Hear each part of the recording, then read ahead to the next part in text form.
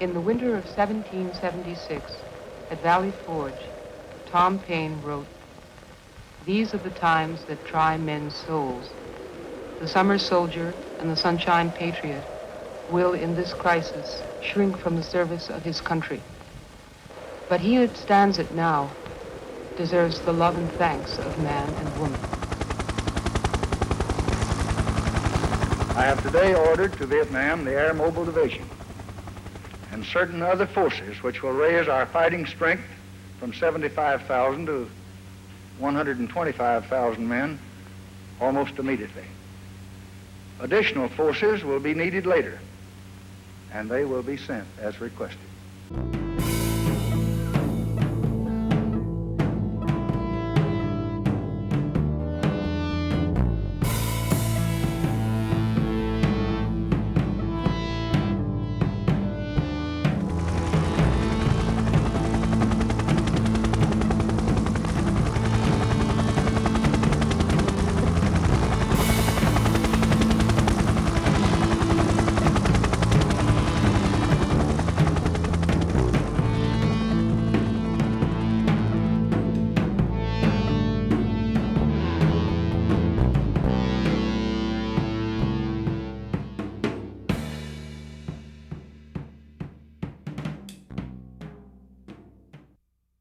I got to Vietnam in March of '66 as a new guy in my unit called Alpha 111, known as Alpha North. I was put on guard duty because I was a new guy. And my third week on guard duty, I was standing guard with an unloaded rifle guarding an artillery base when we were attacked by Viet Cong sappers and overrun. Our grenades were taped up so if the pins came out by accident, the spoons wouldn't fly and no one would get hurt. And our rifles weren't allowed to be loaded, and the rules were we couldn't load without permission and we couldn't fire without permission. And if you saw something, you'd call the sergeant of the guard in the guard shack. Well, the sergeant of the guard walked around and checked to make sure people weren't sleeping. And when he was going around, the gooks got him. So then when the people saw the gooks inside the fence, they asked for permission and there was no one there and they didn't fire. So they just wiped us out. And my post was the only post they didn't take. They took the other 3 posts. And as soon as I saw them, I wasn't going to ask anybody. We just started shooting. And so the first time that you kill people and that you see your friends killed is very heavy experience. And this one I'm telling you about right now, I didn't used to be able to talk about, but we've dealt with this in my therapy. So I'm glad that I'm talking about it and I'm able to actually smile and not be just thrown by that. And the next morning, I went and I looked at my 5 friends that were dead. And I pulled the sheets off of them and I looked at them real close. And then I said, this is really real. Someone wants to really kill me. And, if I make one mistake, I don't get another chance. So I can't make any mistakes. And that's what I said. And I decided at that point that I would kill anyone I could, knowing whether they were innocent or not, just to make sure I wouldn't get killed. And that was my philosophy. Like if I'd go into a village and have to kill 100 people just to make sure there was no one there to shoot me when I walked out, that's what I did. And that's what I did when I was there.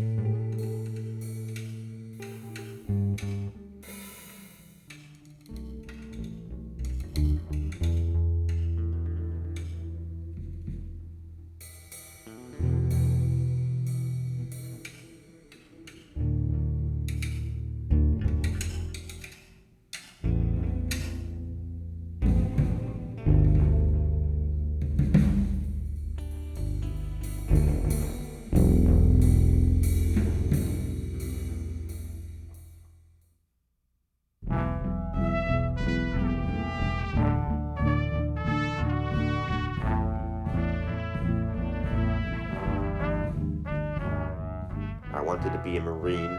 I wanted to have that self-esteem. It was really important to me. I was going to be somebody. I was going to be a man. I was going to be a Marine. I was going to be a hero. I was going to have medals. I was going to be a good American.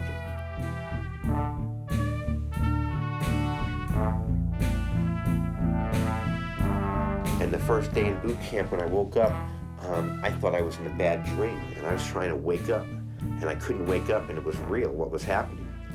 And I thought to myself, I got to get out of here. But there was no way to get out.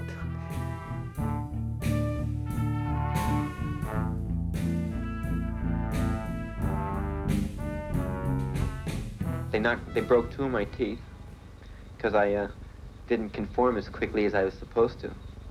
We were supposed to run 3 miles before each meal and 3 miles after each meal with full packs. And I just couldn't see throwing up my meal, you know. So the day we were running, I didn't run, I just started walking. And if the man in front of you falls down, you have to run him over. If you go around him, you get beat up. Because if he knows you're going to run him over, he won't fall down. So I just stepped out to the side and let them all run past me and started walking. And they said, run, you know. He says, what's your name? I said, Private Camille, sir. He says, you better start running. I says, I'm tired. And he says, get up in the barn, you're going to be sorry.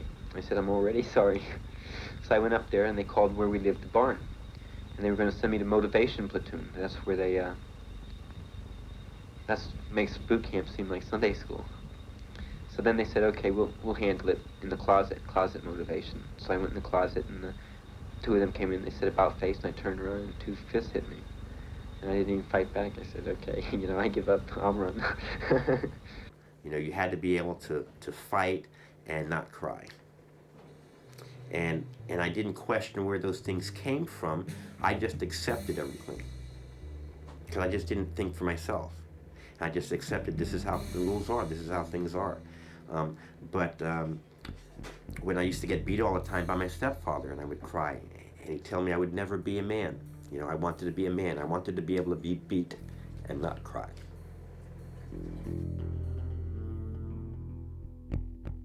My stepfather's job was to make tapes for something called Let Freedom Ring. And you would dial Freedom, F-R-E-E-D-O-M, on the telephone, and get a recorded message about the communist conspiracy. Now, I didn't really know what communists were because as children, adults think that you don't have the ability to understand a lot, so they just simplify things for you. And Bert the turtle was very alert. When danger threatened him, he never got hurt. He knew just what to do. He'd duck and cover, duck and cover, duck. You have to duck and cover yourself. So you got to duck and get under the desk. If there's nothing to get under, you cover yourself. You don't look at the flash. We must be ready every day, all the time, to do the right thing if the atomic bomb explodes. Duck and cover. This family knows what to do. But if you would have said to me during those days, what is a communist? All I would have been able to say is they're Russians and they want to enslave the world. We intend to convince the communists that we cannot be defeated by force of arms or by superior power. They're not easily convinced.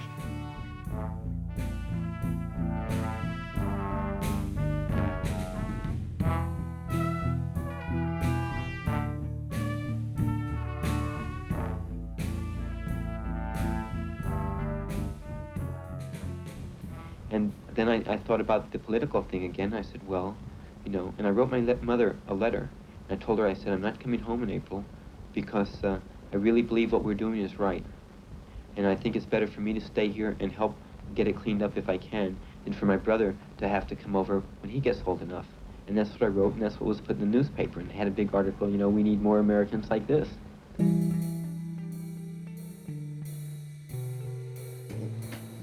You're in combat, and a couple of weeks later, you're just walking the street, and nobody knows what's going on in this other place, and nobody knows what's in your brain. Nobody knows about all the suffering over there, and everybody's just having their lives like nothing's going on. you know, and what's going on over there is serious, but nobody back here, everybody just had their lives. The war didn't affect people. And now, I would like to address a word, if I may, to the young people of this nation who are particularly concerned, and I understand why they are concerned about this war. I respect your idealism. I share your concern for peace. I want peace as much as you do. You know, you see these bums, you know, blowing up the campuses. Listen, the boys that are on the college campuses today are the luckiest people in the world, going to the greatest universities. And here they are burning up the books. I mean, storming around about this issue. I mean, you name it. Get rid of the war, there'll be another one. Many individuals are caught up by emotional contagion. Their own curiosity, a desire to see what's going on, will draw them to a gathering. And then the sheer emotional weight of the group will stimulate them to active participation. For this reason, people must be kept out of the disturbed area. I became the riot control NCO for 10th Marines. And during that time, there were demonstrations in Washington. And the military was on standby all the time for these demonstrations. So we had to prepare the people what they're supposed to do if they go to a demonstration. So basically what they taught us and what I was supposed to teach people is that what our job is to protect lives and to protect property. We will use the minimum amount of force necessary to achieve those goals. I said, we're going to stand by to go to Washington this weekend. One person throws a rock, a bottle, or anything at us, I want every man to empty one full magazine into the crowd. And that's going to knock this shit off. They won't fuck with our weekends anymore. We won't be on standby. We'll be able to go home and we won't have these fucking demonstrations. It'll be the end of that crap. And my commanding officer found out about it and I was relieved from that job. And they were horrified.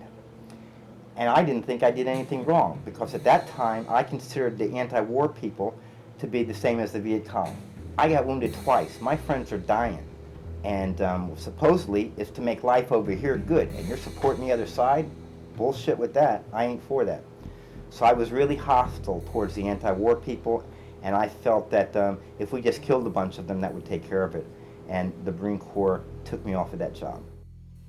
One of the lessons that I learned in Vietnam was that you could be alive 1 second and dead the next second, and you don't know when that next second is coming.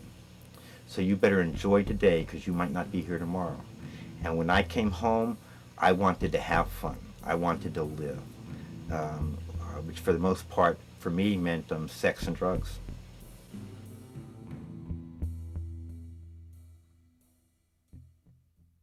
She claimed that the American government was lying about the U.S. conduct of its war in Vietnam, and that it was the duty of patriotic Americans who had been to Vietnam to come forward and let people know what U.S. policy in Vietnam really was.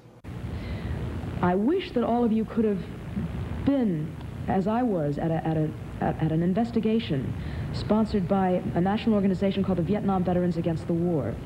There were 130 officers and enlisted men who came to Detroit 2 months ago to testify to war crimes that they have committed, to testify to the fact that My Lai massacres, maybe on a lesser scale, are happening daily in Southeast Asia. Yes, people have a right to know in the democracy, but also I can brag a little bit about what I did. I'm a veteran. I'm proud. I'm a fucking Marine sergeant. I got medals. I'm proud. I want them to know. And they couldn't believe it. Not only did I have, I was articulate and I had documentation and I had a good military record. And they asked me if I would be willing to go to Detroit to testify. And I said yes. They paid for it. I went up there. I didn't know what I was getting into. Give your name, what unit you were in the Nam, when you were in the Nam. You know, just tell a little bit of what you saw to make it more clear, you know, exactly what happened. Sergeant Camille, I know you. You're an FO. Right. You were there, you were in Alpha Battery 111. Right. I know this guy, man. Oh, I'll be Far going out. up. So all the experiences all of a sudden just start rushing back at this point? Right, and I decided that all the things I did really wasn't right, and that I should think of people as human beings, not as black or white or red, or even what their philosophies were. Initially, he would speak on behalf of the Vietnam War, and he supported the war, and then slowly, you know, he went through a transition while engaged in these discussions of Vietnam, and he'd say, "Yeah, I support Vietnam. I support what we're doing over there." And then some other people, the anti-war people who would talk to him or argue with him, would bring up these points, and Scott had an attitude like, "Well, I'll show them wrong," and he'd look up what they were saying. He started reading about it. He'd say, "Oh wow, they're right," you know, or "I never knew this." I had to admit that I was a murderer, that I murdered people who were defending their homes. I was wounded for nothing. The blood that I left on the ground in Vietnam was wasted. My buddies that died for nothing. All they bought with their lives was a black marble wall in Washington. They were lied to and used by their government. And all of the sacrifices that we made were waste. It was a waste. And the cream of my generation were wasted in the rice paddies of Southeast Asia. That was really very hard for me to admit. Once I admitted that, then I was very angry at the people that caused it to happen, which was the government.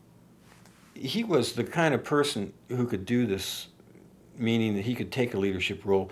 He was like a lightning rod, and he was the spokesperson, so he attracted all the hate and the animosity that was directed to him. You know, he'd walk down the street, and people he'd never seen before would spit at him and yell at him, and this kind of stuff. And then other people would see him and say, "Oh, hey, congratulations! Here's some money or something. Here, keep up the good work." I mean, that was the kind of duality that he lived with.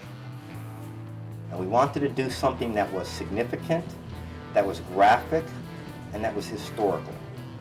Never before had veterans of any nation marched on their capital during a war, denounced the war, and thrown their medals away. I remember going to the different congressional offices and lobbying our Congress people.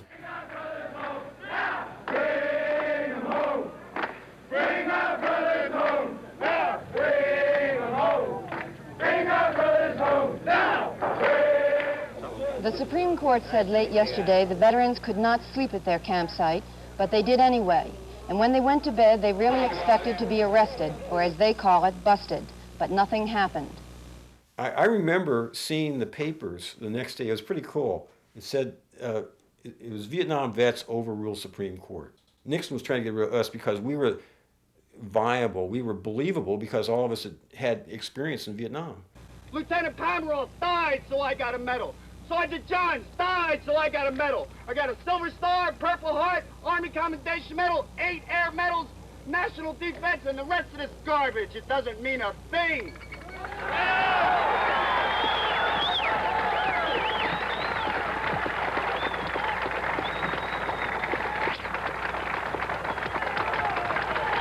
For Captain Roger P. Harrell, United States Marine Corps, the Distinguished Flying Cross.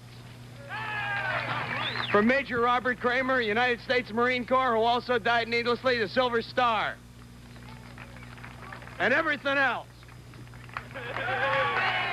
The small bits of metal came down, Silver Stars, commendations. One man had 9 Purple Hearts. Some speakers called for revolution, power to the people, and the crowd yelled, "Right on." Here, all of us had actually been there, and we had actually experienced it and saw it firsthand. And now we were coming back and saying, "Hey, look, it's a lost cause. We should just get out of there and forget it's wrong." The throwing away of the medals for me was the cutting of the umbilical cord between me and the government. I was now independent.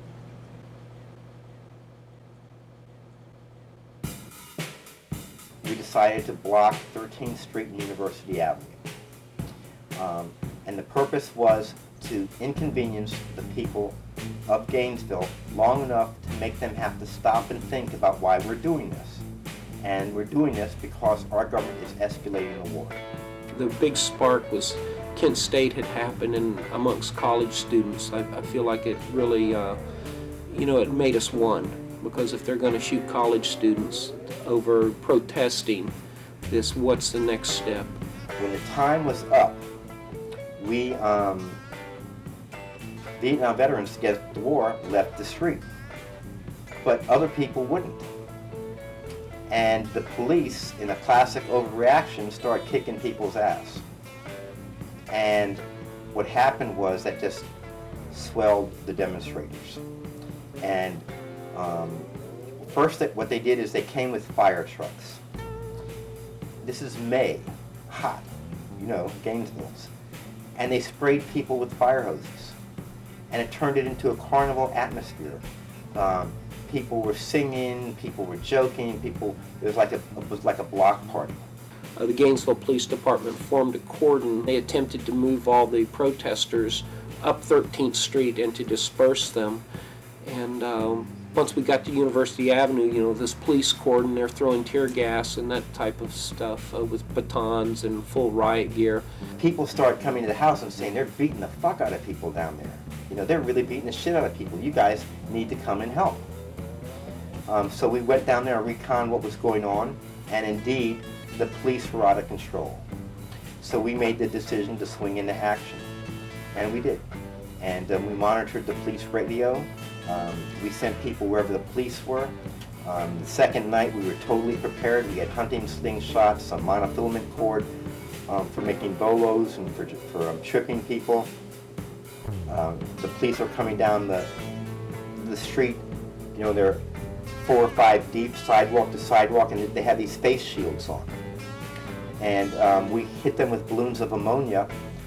The ammonia comes like this. The face shields came right off. And then people with slingshots, pop, pop, pop, started knocking them out. And I believe 18 police officers went to the hospital, 54 were treated on the scene, and Vietnam Veterans Against the War did not lose one person. Police had a lot of firearms, and they had started calling other agencies, so you're getting law enforcement that wasn't from this community. And if the cops got you, you went on the bus, and if you went on the bus, you went to the Alachua County Jail, and then they booked you, and it was a mess. Then the third night, it intensified a little, and people, I think, saw that they could get killed. At about the third day of the riot/demonstration, a person, bearded person, tapped me on the shoulder and said, "You're the mayor of Gainesville?" And I said, "Yes." And he said, "Would you like to try to end this?" And I said, "Yeah, I'd like to do that." And he said, "Come with me." And I went into a room, and there were 7 or 8 men sitting in sort of a semicircle. All had something that identified them with the Vietnam Veterans Against the War. I came in and introduced myself all around, and I met a person named Scott Camille. And I told him that I was certain I could expunge the arrest record, that I could make that happen. And he turned to one or two of the guys that were with him, and he said something to the effect of, "Tell him to go home." And about an hour later, everybody was gone. It literally happened that quick. They were used to beating the hell out of students all the time. Now they had combat soldiers to deal with. We weren't a bunch of students that they could just beat the hell out of. And they were really surprised. And they shouldn't have never been in the business of beating the hell out of students in the first damn place. So they got what they had coming. And I'm really happy that we gave it to them.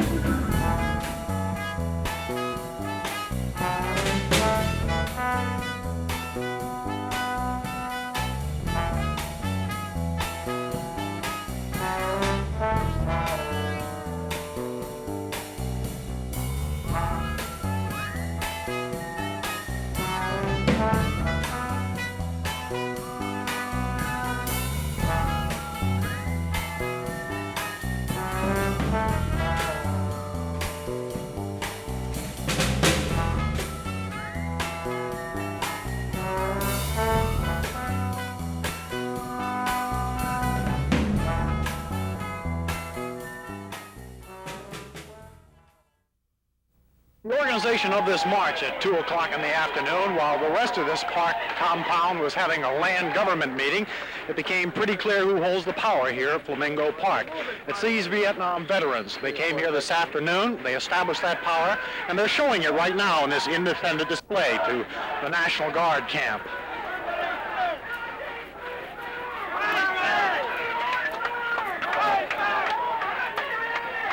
I was a defendant in the Gainesville Lake trial. The timing of it was the weekend before the Democratic Convention happened. We were all subpoenaed, taken to Tallahassee, and we were in court until the last day.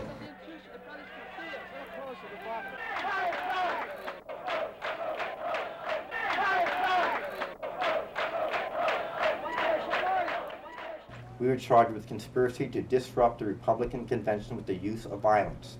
Our intelligence sources had told us that the government was planning on shooting somebody at the convention, blaming that on the anti-war people and shooting the anti-war demonstrators. By standards of the time, they looked very dangerous. These men affected the sort of long-haired, bearded look that many affected at the time, kind of a hippie look. I think that the majority of people thought that this ragtag group of people had to be guilty. I mean, they looked guilty. They were this ragtag, horribly dressed group of people that had torn jeans and torn khakis. I mean, goodness. So our contingency plan for diversionary action called for attacking all federal buildings, all police stations, and all fire stations in Dade County, Florida, and Broward County, Florida. If we hit those places outside of Miami Beach with firebombs, all of those forces that they're using to beat up on the unarmed demonstrators, they will have to take off to go defend the city. The government's case was this mixed bag, as I said, so they either had these people that were totally unbelievable to the people who were believable, but whose testimony either was neutral or helpful to us, that when the government finished, our case was pretty much made. In cross-examination, Larry Turner brings one of the toy rifles we had from the demonstrations. He pulls out the gun, he holds it up like this, and he said, is this one of the weapons you saw in the attic? He said, that's them, that's what they look like, and he pulls the trigger and goes, and everybody started laughing. And the judge is pounding his gavel. There was a return air vent in the wall in one of the rooms, and you could look through the grid in that return air vent, and you could see through it the legs and the shoes of an adult male. You knew it was an FBI agent. I mean, it was just, the shoes and the pants were a dead giveaway. Don't ask me how, but they were. And the organization was shot through with spies. There was a guy named Emerson Poe, who was another one of Scott's very close friends, who was a government spy. And the beauty is that people like Poe actually came in and told the truth. And so while they were able to get a lot of spies into the organization, what they hadn't counted on, I think, was Scott's sort of disarming honesty and charm. And so many of the spies, when it came time to testify, got up and told the truth. Well, I think the believability of the defense team and the defense, rather than the prosecution the prosecuting witnesses and the prosecuting attorneys, it was just so much more believable that what they had to say, what the prosecution had to say, just didn't ring true.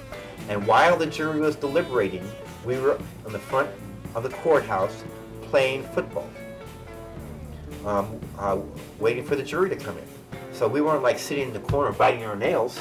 You know, we were pretty confident. We knew that we didn't do what they said we did.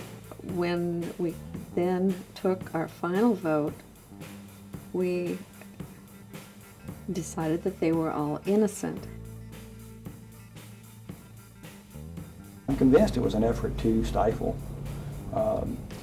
that organization, because they were so effective in getting the message out and winning over converts.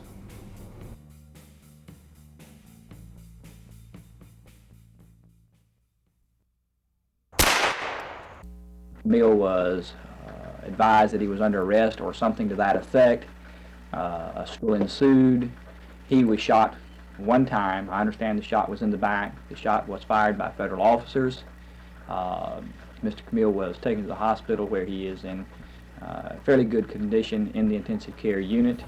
And the Drug Enforcement Administration, especially back then, and I don't know about now particularly because I don't have much interaction with them, but back then was a group of cowboys. They sent in a woman, an attractive woman. She comes in as a plan, and she seduces Scott, which is easy to do. I mean, that didn't take any work. And they start fooling around sexually, and they start fooling around with drugs. She was my girlfriend, and we were having fun. And she introduced me to two of her friends. And those were the two people that ended up shooting me. I was charged with possession and delivery of marijuana, possession and delivery of cocaine, assaulting federal agents, and resisting arrest with violence. DEA targets Scott. Their claim is they were looking for drugs. They sure took a lot of stuff that didn't have a damn thing to do with drugs, including all of his private papers.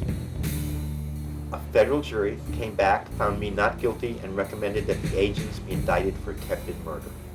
The agents didn't get in any trouble. In fact, all of the people involved moved up in rank.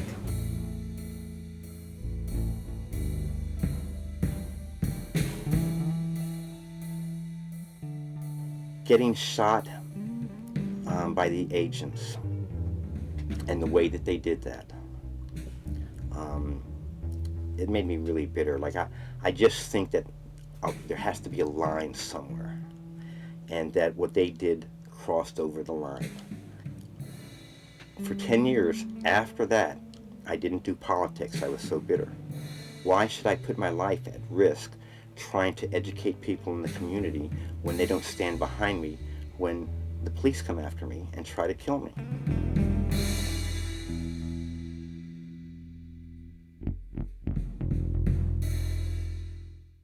I ran into Scott downtown in Gainesville, and he said he'd gotten a phone call from some Vietnam vets that he knew from the anti-war times, and they invited him to come to Central America with them on a fact-finding trip they were doing.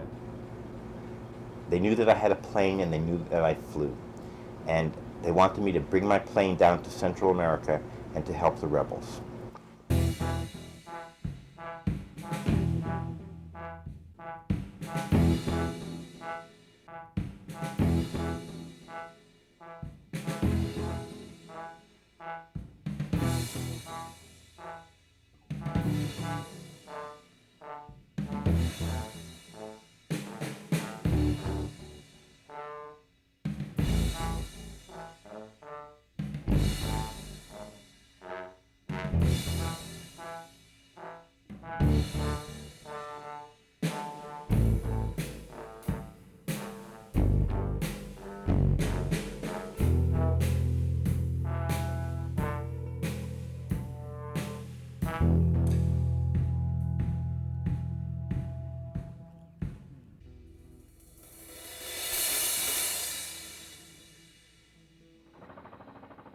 While we were there, American helicopters flew over our heads, taking Guatemalan troops into combat, which was something that the American public was not aware of.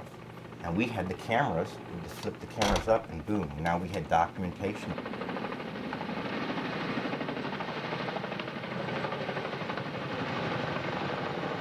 I got a phone call. It was Joe, this is Scott. Hey, I'm just back from Central America. I can't believe what I've seen. I'm ready to get active. What should I do?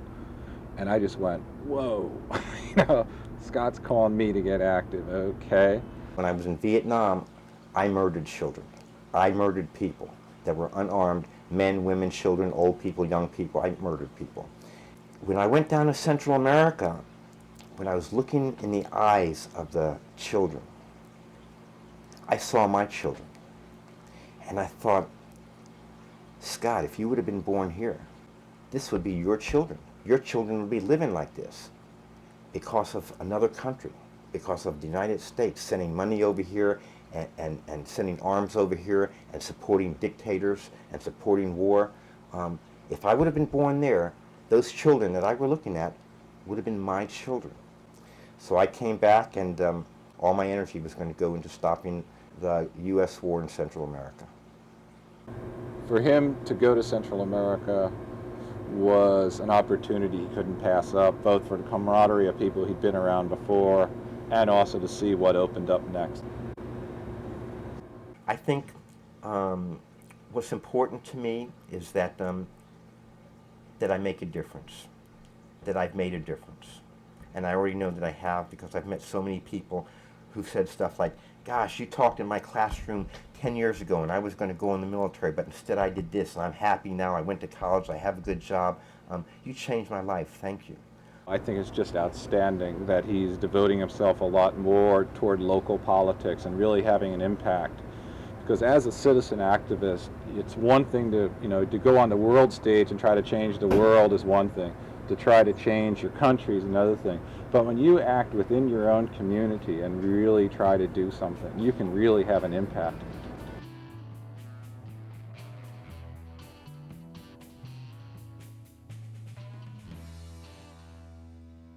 When you go back to Winter Soldier, that's where my change really took place. And if it wouldn't have been for those documentary journalists asking me the kind of questions that made me examine my soul, and examine my brain, and examine what I did, I might still be in the clouds somewhere. What happens to a man over in Vietnam? Well, it's our general conditioning, even before we get in the service. America's always right, the government's right, you don't question them, we're the best, God's on our side. And things like what happened at Hiroshima and Nagasaki showed it's okay to kill civilians if it's for the best interest of the nation. And when I went there, I went twice, and I believed that it was in the best interest of the nation. And I was sufficiently brainwashed where I did go back the second time, because I really believed it was right.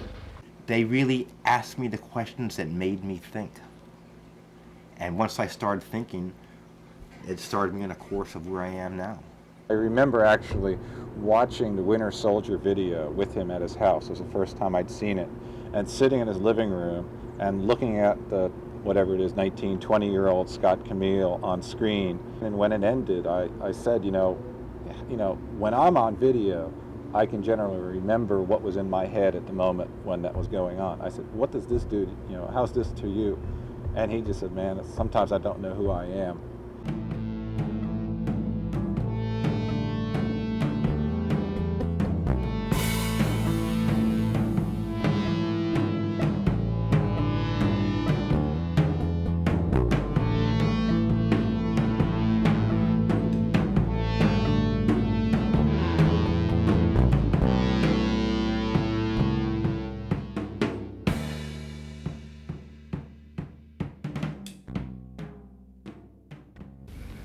But do you realize how hard it is, like, even when you tell them what it's like for people to understand, No, like... I can't, I guess I should be able to, and I never thought about it until you just said it. But I imagine it is hard for them.